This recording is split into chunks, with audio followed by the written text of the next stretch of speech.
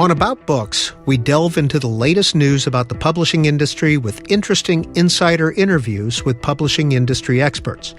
We'll also give you updates on current nonfiction authors and books, the latest book reviews, and we'll talk about the current nonfiction books featured on C-SPAN's Book TV. And in this edition of About Books, we have an interview with Nigel Biggar. He is an Anglican priest, an Oxford professor, and an author. His most recent book is called Colonialism, A Moral Reckoning, and he wrote an article about its odyssey to getting published. The article was in Compact Magazine, and it was entitled Anatomy of a Book Cancellation. Here's Professor Nigel Biggar. So, Professor Nigel Biggar, what is your newest book, Colonialism, A Moral Reckoning, about?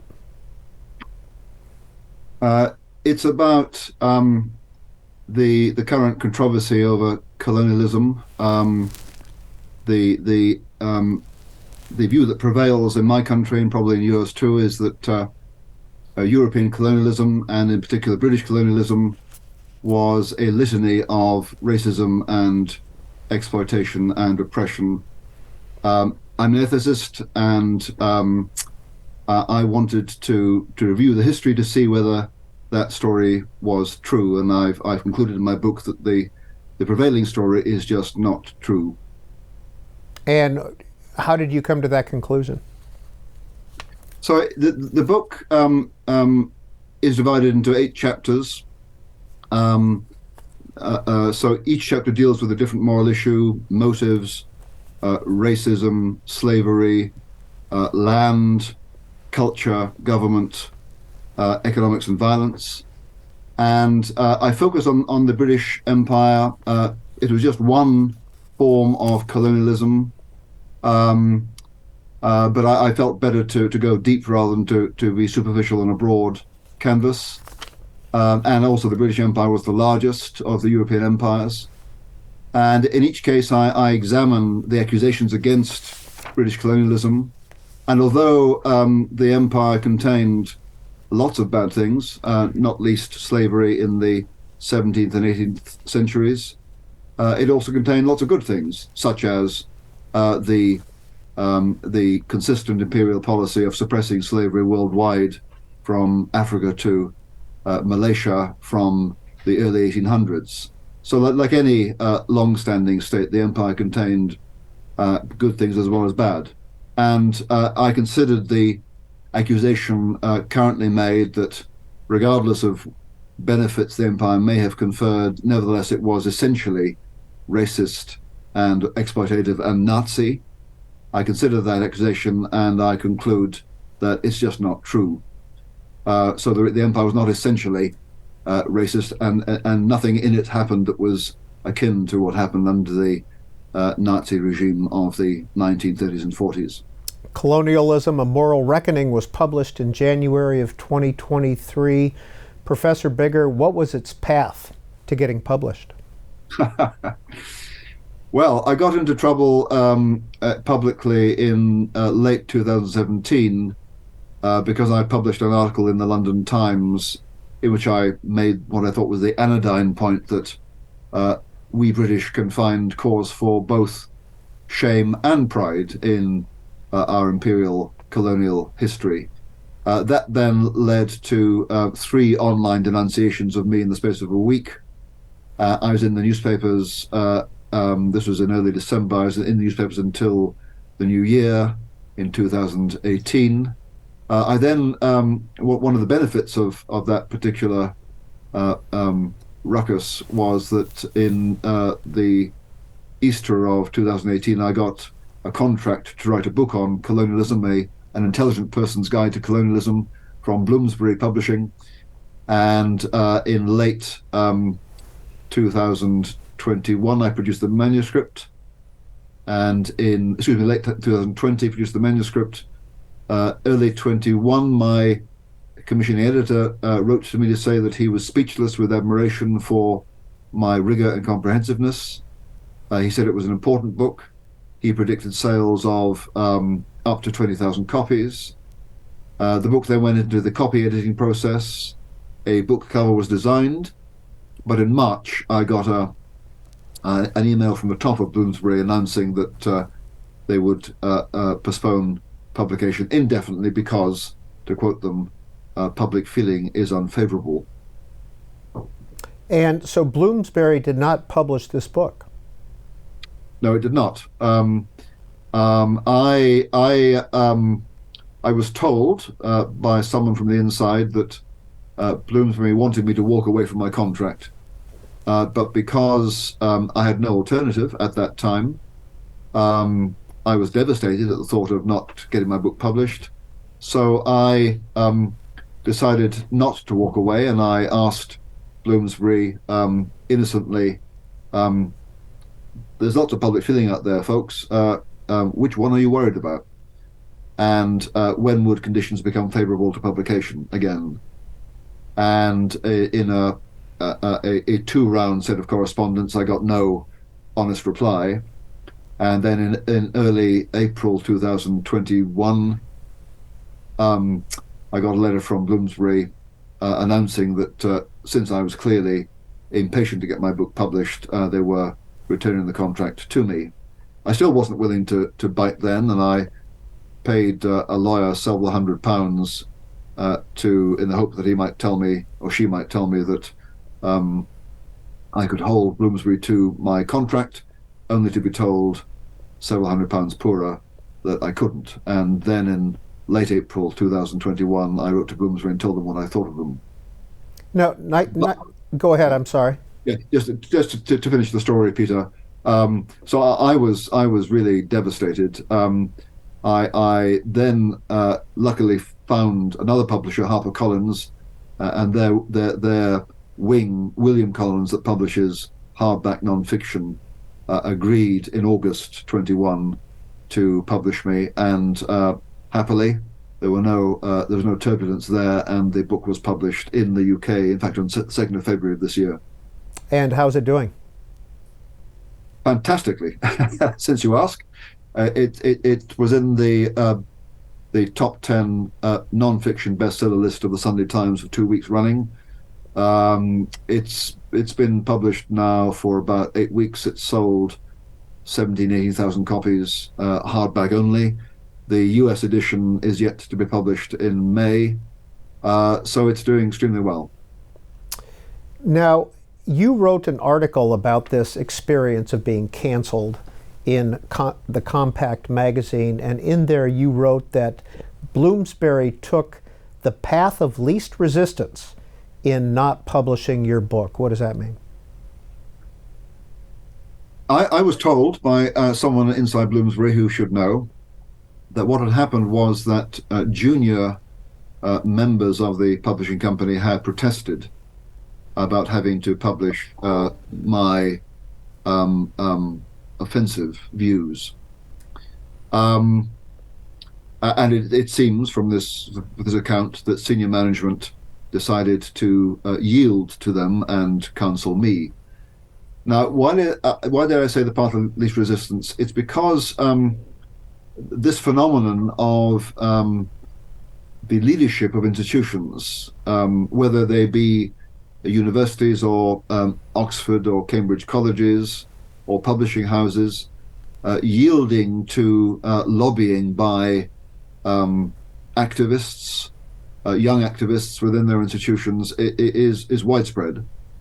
I don't understand why adults feel the need to yield to unreasonable demands from junior colleagues, but it seems that they do. In some cases, it's because it seems the least troublesome thing to do, that they avoid, therefore, internal conflict. And I assume they thought that I would just walk away and find another publisher and we'd all be happy. But of course, at the time, they left me with no publisher at all. Now, there was a Cambridge professor who had a role in this cancellation. Her name is Priyamvada Gopal. Who is she, and what role did she play? Well, her cancellation goes way back. She was then in December 2017, the university reader in post-colonial literature. She has since been promoted to a professor.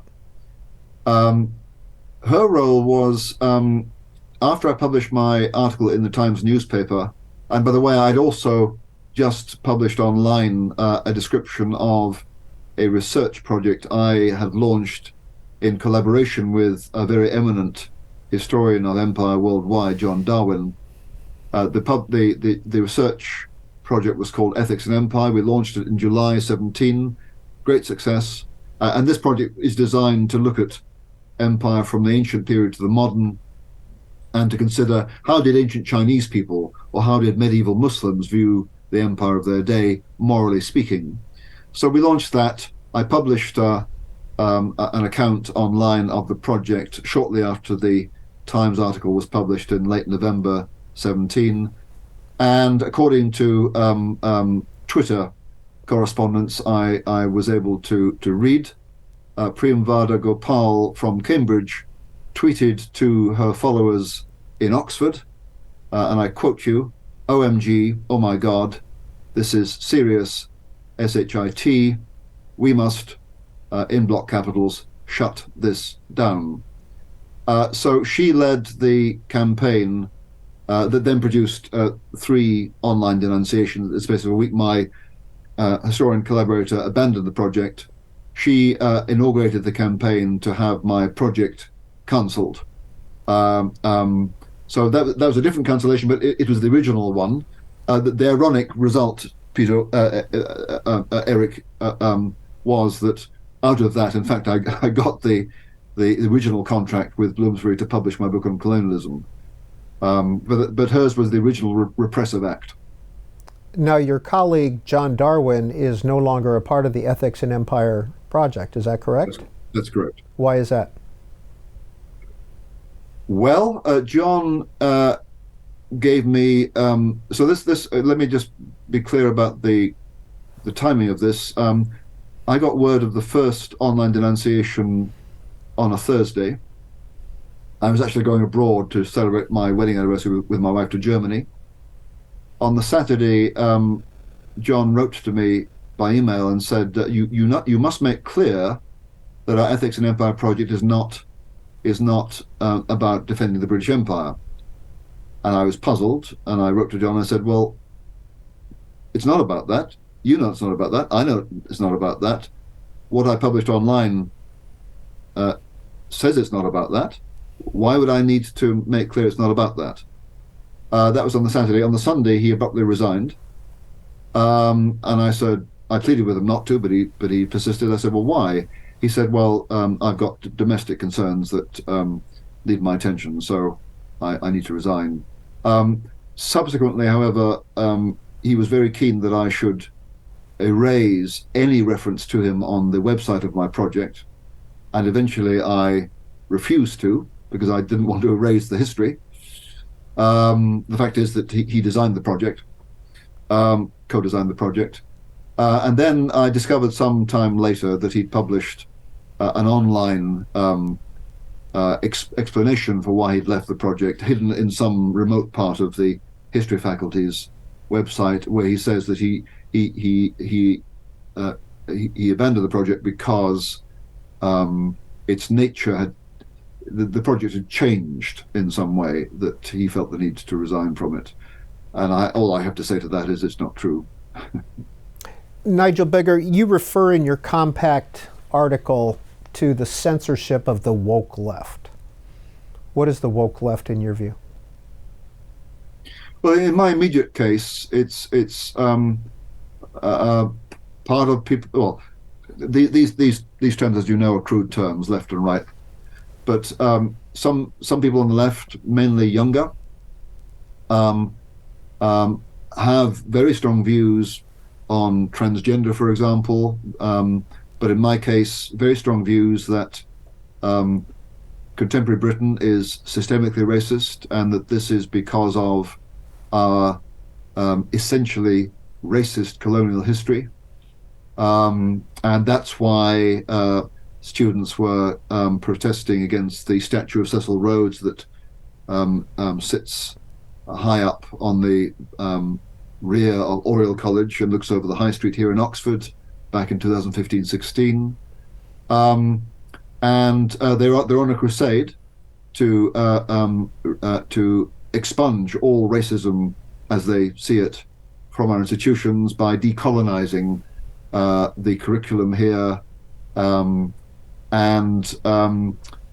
What I also observed early on when I encountered them in 2015-16 is that they don't care about the truth about the past. They don't care about the evidence about Rhodes. They're simply using history to pursue a political project. And you referred to Cecil Rhodes as, quote, a moral mixture, but he was no Hitler. That's right.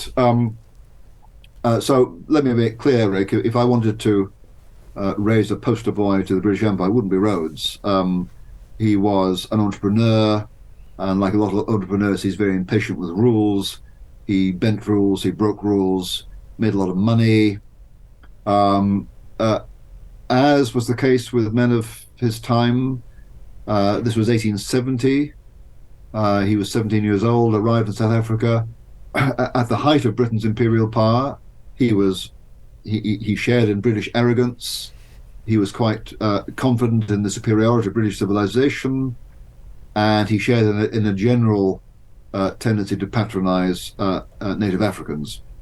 That's on the one hand. On the other hand, he did believe that Africans could develop. He believed that Africans, at one point in the Parliament of Cape Colony in 1894, he said, "I do not believe that they, Africans, are different from ourselves." And he clearly believed that Africans could become, as he put it, civilized. He supported the African franchise in Cape Colony. Cape Colony gave Africans the vote on the same terms as whites as early as 1853. And in 1896, when there was a proposal to withdraw the vote from Africans, Rhodes defended the vote for Africans. So Rhodes was a moral mixture, and yes, he was involved in fighting in what became Rhodesia, is now Zambia, in the 1890s, and that involved killing lots of Africans. But was he genocidal? No. And the fact that the people he was involved in fighting, the Ndebele, 2,000 of them stood in the hills when his coffin was being taken to its burial place, and acclaimed him as our father. And then the Ndebele chieftains agreed to look after his grave, take care of it for decades. So it's unlikely he would have been genocidal if the people he was accused of massacring had behaved that way.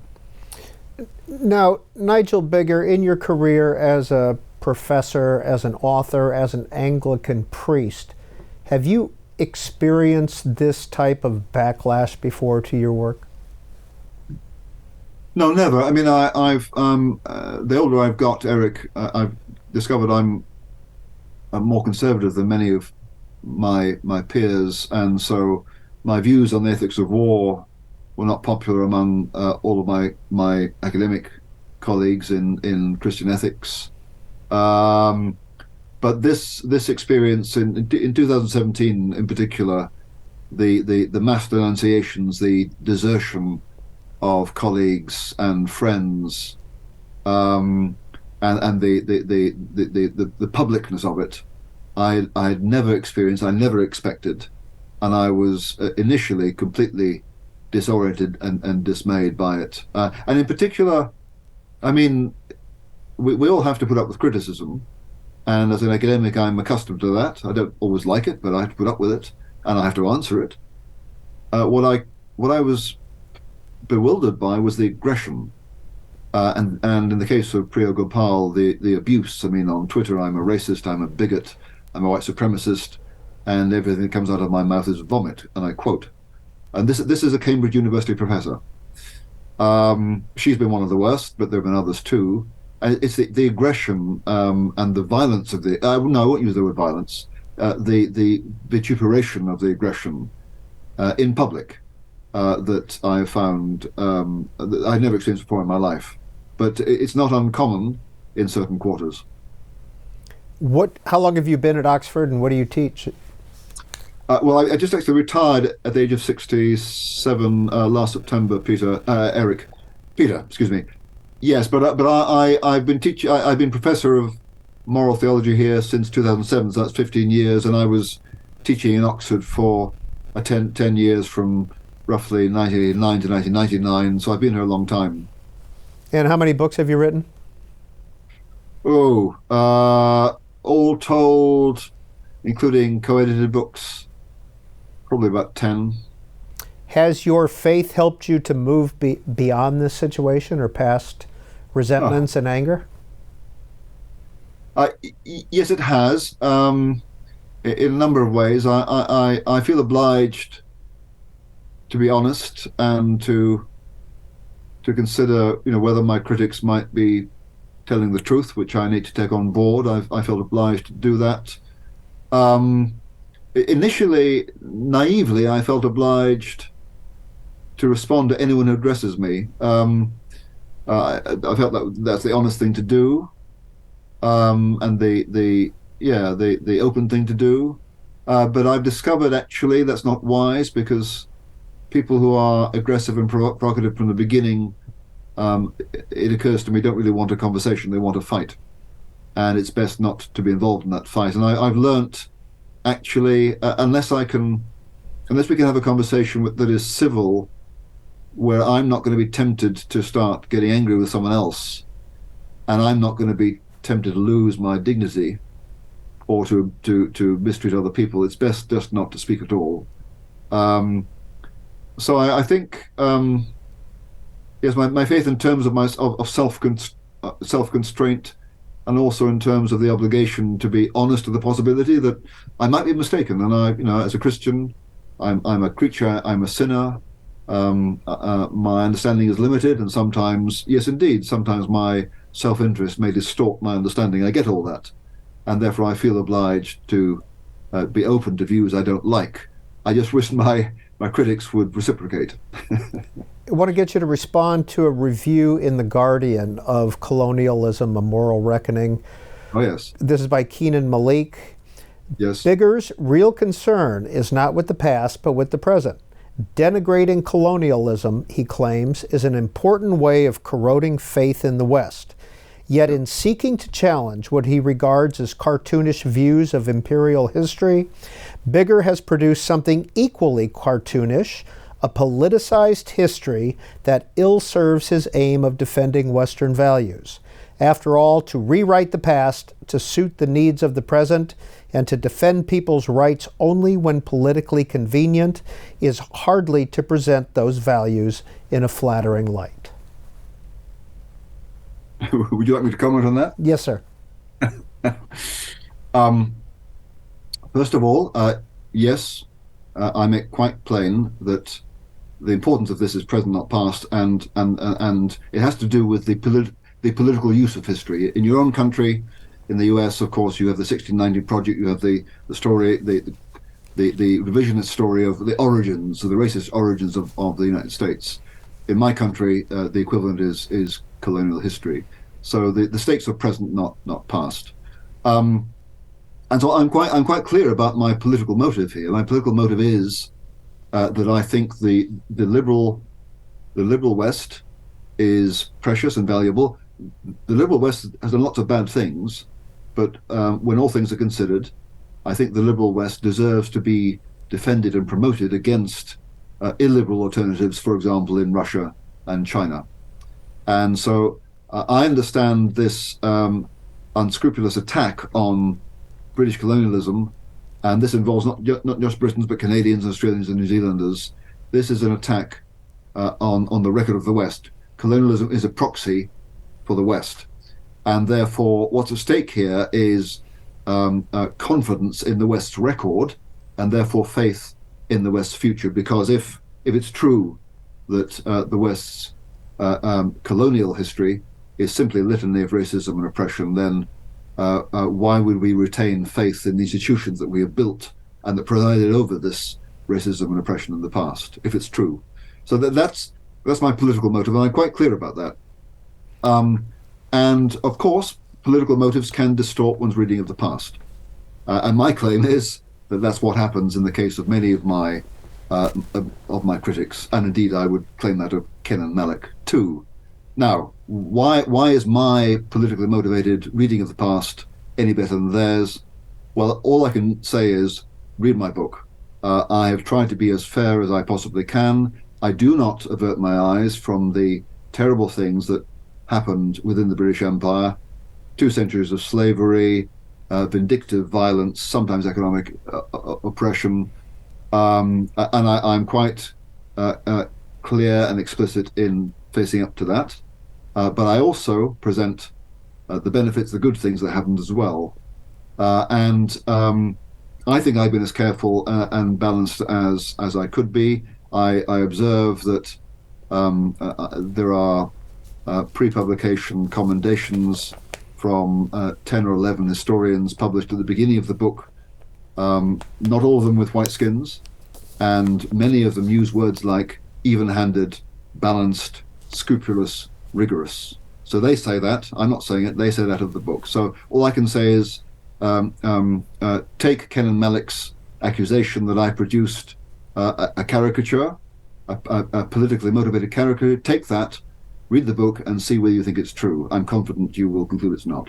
Nigel Biggar, as somebody who's lived this situation for the last 6 years, what's your advice to a college professor or somebody who's visiting a college and is being shouted down, or somebody whose work is being declared as racist, etc.? Yes, I mean, what I'd like to say is, hold your ground, don't be unnerved. Well, it depends on the case, of course, but every time I've looked at what these people say, I come away thinking they're wrong. They're wrong. So the chances are the truth is on your side. And also, these truths are important. And it's going to be really bad for all of us if the lies reign. So what I would like to say is, stand your ground, don't run away, find allies, and there are allies there, I'm absolutely sure, because it's important that more people stand up and look at these emperors and expose their nakedness, because I think they are naked. And I think one of the reasons they're so aggressive and noisy and shouty is that they're terrified that you actually look at what they're saying. Because if you stop listening and start looking, the intellectual weakness of what they're saying becomes very, very clear. However, having said that, I'm aware that in some contexts, academics or people in publishing or journalists who say what they think, and if they say things along the lines of what I think, they do risk losing their jobs. And I've counseled junior academics here in Britain who've come up to me and to say, I admire what you're doing, Professor Biggar. I'd love to be able to voice the same things, but I don't dare because my career would be shot. My advice to them is, nor should you at this point. Play the long game. Get into a permanent tenured job, and then you can perhaps begin to speak your mind. So I advise some people to be prudent, but I do think, Peter, more people who can afford to need to speak their mind, because it's quite clear to me, certainly in Britain and in universities, lots of people do doubt the prevailing woke narrative, really doubt it.